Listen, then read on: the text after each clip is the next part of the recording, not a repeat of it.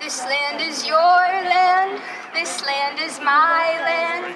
From California to the New York Islands, from the redwood forests to the Gulf Stream waters. This land was made for you and me. It was definitely difficult growing up in America, being Muslim and Egyptian, like and a woman, like a minority within a minority within a minority, but it's definitely made me stronger, and I wouldn't have changed anything of that because it's part of each one is a part of my identity that I'm really proud of. Honestly, I never really thought poetry would be a thing that I would enjoy doing, but I like to write a lot and I like to journal, so I put a lot of my emotions into writing, and that became poems that I never had performed. But in senior year of high school, my AP comp teacher, she was actually like, "You're kind of good at rapping." So I was like, maybe I'll give my poetry a rap slam style and start performing it. And my poems are raps but without the music, so it's kind of like a slam poetry style is what we like to call it.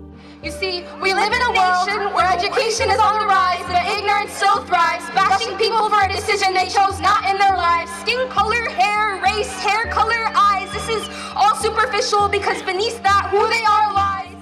I'm very proud of her, like my sister going up there and speaking her truth, because it's not hard to go up there and tell the world about your upbringing or your background, or how difficult it is for you to live in a world where everyone underestimates you, or everyone doesn't look at who you are. They look at what everyone portray you as in the media. So it's very difficult to do that, and for her to do that, I'm very proud of that.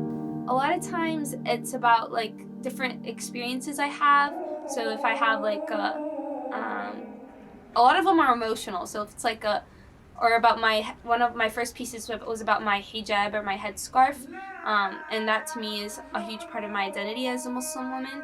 So just different experiences or parts of my identity that I like to write about, emotions that I feel, or even if it's wow, that sun looks really nice outside, and it triggers a memory or a thought, I'll definitely write about it. I guess Islamic Center of Greater Cincinnati is literally, it's a second home. It's where I grew up. It's when we first moved to Ohio, where I found, my mom found her friends, and my dad always come here for Friday prayer.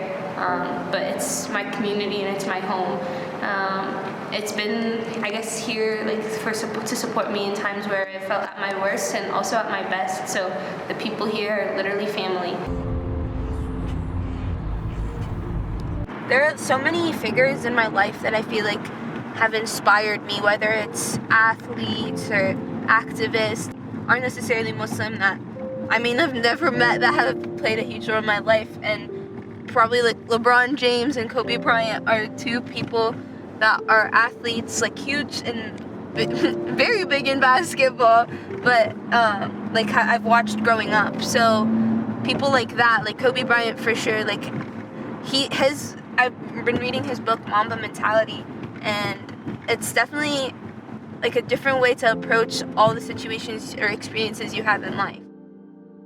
Her piece that she did at the Arab Night this year, it was the Nile runs through my veins, say my name, and she spoke about how you should look past the hijab and look past what she is and just see who she truly is and who we truly are, just like humans, just women who live in America. We're not just hijabis, or yes, we do wear the hijab, yes, but you shouldn't just classify me as just a hijabi or just this or just that. So it was great.